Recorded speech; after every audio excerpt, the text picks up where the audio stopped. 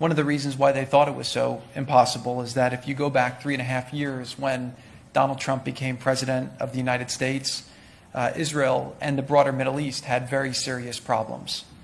Iran and its proxy militias, Hezbollah, Hamas, Palestinian Islamic Jihad, the different groups, militias they were funding in Syria and Iraq, and also the Houthis in Yemen, were basically flush with cash after $150 billion in sanctions relief was granted and $1.5 billion in cash was delivered to them.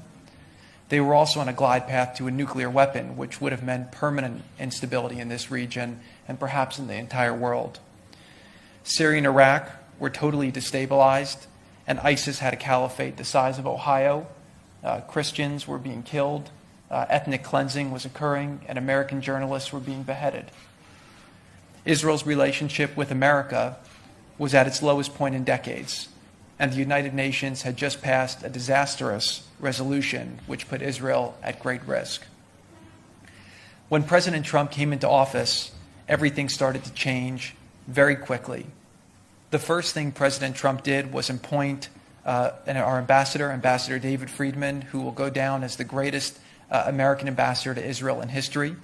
And he has worked very, very hard to work with President Trump and our team to strengthen the bond between America and Israel.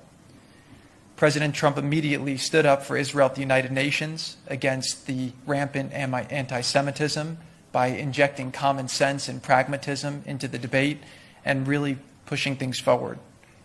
President Trump exited the Iran deal, restored America's sanctions to Iran, greatly weakening their regional adventurism to make Israel and America's Arab partners in the region more secure. And then just 2 weeks ago, Secretary Pompeo announced the snapback of all United Nations sanctions against Iran. President Trump defeated the territorial caliphate of ISIS and eliminated its leader, al-Baghdadi. And then against a lot of objections throughout the world, President Trump kept his promise, and he recognized Jerusalem as Israel's capital and quickly moved his embassy here to Jerusalem, where we'll be visiting at some point today.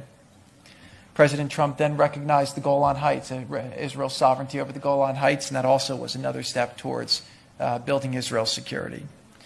And then on January 28th of this year, we released President Trump's Vision for Peace, which is a pragmatic and realistic blueprint for how we can have actual peace in this region. It's based on the facts as they exist, and it shows that the United States understands Israel's security needs, but what this vision showed the world was that Israel was ready to make peace.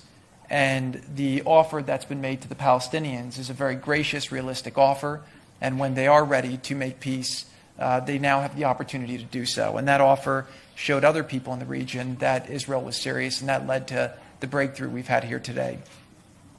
From President Trump's very first trip as president, when he went to Saudi Arabia and he addressed the 54 leaders of Arab and Muslim countries, and then went to Israel and then to Rome, he has been writing a script for a new Middle East. President Trump has been standing strongly with America's friends to accomplish our common goals and to defeat our common enemies. He has reversed 20 years of bad outcomes in the Middle East, and he has built a strong foundation for even greater progress to be made. While this peace agreement was thought by many to be impossible, the stage is now set for even more. Over the last 3.5 years, a lot of people describe the state of the Middle East as hopeless. But what I've felt over the last couple of weeks is a new sense of optimism, and we must seize that optimism, and we must continue to push to make this region achieve the potential that it truly has.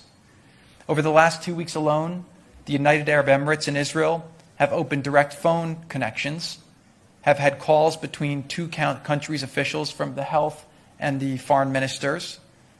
They've seen an end to the economic boycott of Israel after 48 years, and they've closed the first of what will be hopefully be many business deals to come.